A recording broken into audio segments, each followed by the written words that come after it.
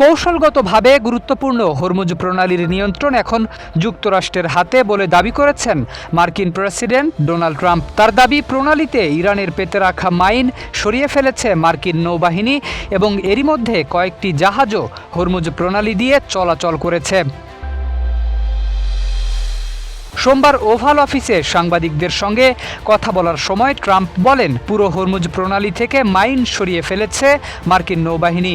তার দাবি, বর্তমানে এই জলপথের নিয়ন্ত্রণে থাকা একমাত্র শক্তি যুক্তরাষ্ট্র। ট্রাম্প বলেন, হরমুজ প্রণালী এখনও খোলা রয়েছে, তবে ইরান চাইলে আবারও সেখানে মাইন পেতে রাখতে পারে বলেও স্বীকার করেন তিনি।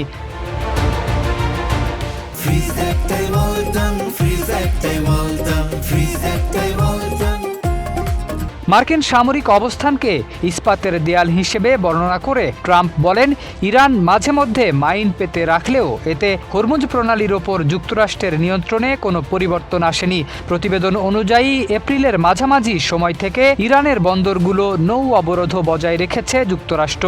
তবে ট্রাম্প হরমুজ প্রণালী পুরোপুরি খোলা থাকার দাবি করলেও জাহাজ চলাচলের তথ্য বলছে ভিন্ন চিত্র। স্বাভাবিক সময়ের তুলনায় এখনও অনেক কম জাহাজ এই গুরুত্বপূর্ণ জলপথ ব্যবহার করছে।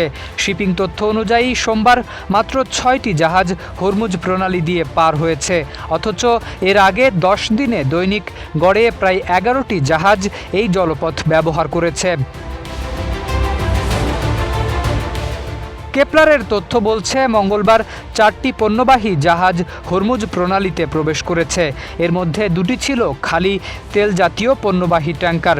একই সময়ে আরও 2টি জাহাজ প্রণালী থেকে বের হয়েছে, একটি এলপিজি এবং অন্যটি অবশিষ্ট জ্বালানি বহন করছিল। অন্যদিকে তুলনামূলকভাবে লোহিত সাগরের বাব আল মানদেব প্রণালীতে জাহাজ চলাচল প্রায় স্বাভাবিক হয়েছে।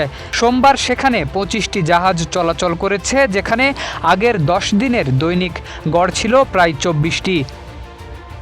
শরীফ উদ্দিন, ইত্তেফাক নিউজ।